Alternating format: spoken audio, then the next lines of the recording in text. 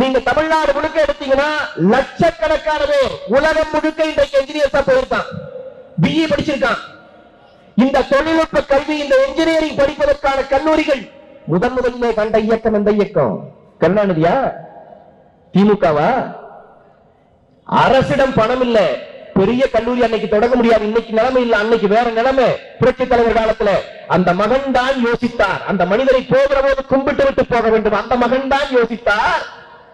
தனியார் கையில காசு வச்சிருக்கிறீங்க, காசு வச்சிருக்கிற முதலாளி, நீ என்ஜினியரிங் காலேஜ் கட்டு, என்ஜினியரிங் படிக்க வை.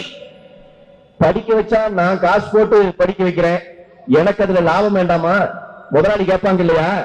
புரட்சி தலைவர் சொன்னார், 100 சீட் இருக்குதுன்னு வச்சுக்க காலேஜ்ல, 50 சீட்டு அவனே பீஸ் கட்டி படிக்கட்டும், அவன்கிட்ட நீ பீஸ் வாங்கிக்க, நீயே அட்மிஷன் போட்டுக்க, 50 சீட்டு அரசாங்கத்துக்கு கொடுத்துரு. அதுல தகுதியுள்ள குழந்தைகளை, மதிப்பெண் அதிகம் வாங்குகிற குழந்தை, ஏழை வீட்டு குழந்தையாக இருந்தாலும் நான் படிக்க வைக்கிறேன்.